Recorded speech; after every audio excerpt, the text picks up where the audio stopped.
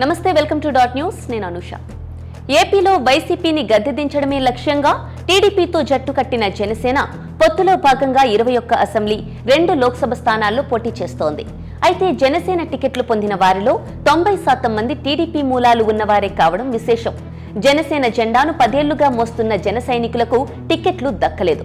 దాంతో వారు కుతకుతలాడిపోతున్నారు. రాష్ట్రం కోసం త్యాగాలకు సిద్ధంగా ఉండాలని పవన్ కొద్ది వారాల క్రితం ఎందుకన్నారో ఇప్పుడు అర్థమవుతోంది జనసేన సీనియర్లకు.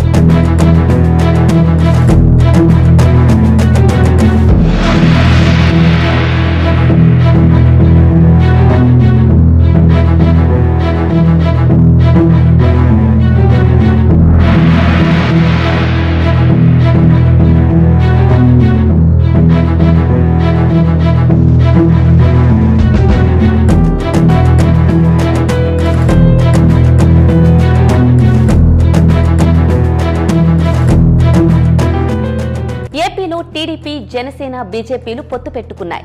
పొత్తులో భాగంగా ఆ 2 పార్టీలకు కలిపి 31 అసెంబ్లీ 8 లోక్సభ స్థానాలు కేటాయించారు. అయితే 2 పార్టీల్లోనూ టికెట్లు అందుకున్న వారు మాత్రం చంద్రబాబు నాయుడు అనునాయులే కావడం విశేషం. ప్రత్యేకించి జనసేనలో మెజారిటీ అభ్యర్థులు చంద్రబాబుకు విధేయులైన వారే కావడం గమనార్హం. పొత్తులో భాగంగా సీట్లు ఇచ్చినట్లు ఇచ్చి ఆ సీట్లలో అభ్యర్థులను మాత్రం తన మనుషులను పెట్టుకోగలిగారు చంద్రబాబు. ఈ క్రమంలో జనసేన ఒరిజినల్ నేతలకు టికెట్లు దక్కలేదు. విశాఖ జిల్లాలో అనకాపల్లికి చెందిన మాజీ మంత్రి కొనతాల రామకృష్ణ గత ఎన్నికల్లో టీడీపీ తరపున ప్రచారం చేశారు.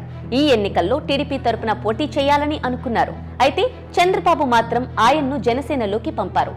ఆ తర్వాత ఆ సీటును జనసేనకు కేటాయించారు. పవన్ కు చెప్పి అక్కడ కొనతాలకు టికెట్ ఇప్పించారు.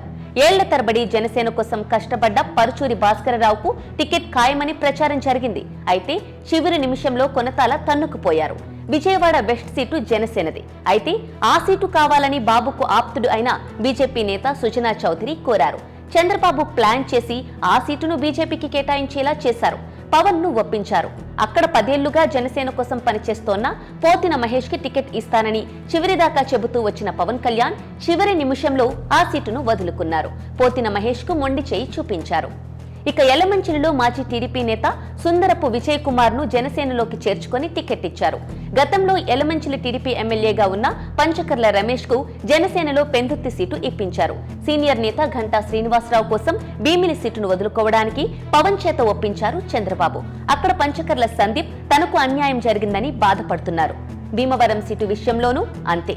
టీడీపీ మాజీ ఎమ్మెల్యే ఆంజనేయులకు పవన్ టికెట్ ఇచ్చారు. టికెట్ ఇచ్చే నాటికి ఆయన జనసేన సభ్యుడు కూడా కారు. ఇది కూడా చంద్రబాబు మ్యాజిక్కే అంటున్నారు రాజకీయ పండితులు. నరసాపురం జనసేన టికెట్ దక్కించుకున్న బొమ్మిడి నాయకర్ కూడా ఒకప్పుడు టీడీపీ నేతే. తాడేపల్లిగూడెం జనసేన అభ్యర్థి బొలిశెట్టి శ్రీనివాస్ గతంలో టీడీపీ మున్సిపల్ చైర్మన్ గా వ్యవహరించారు.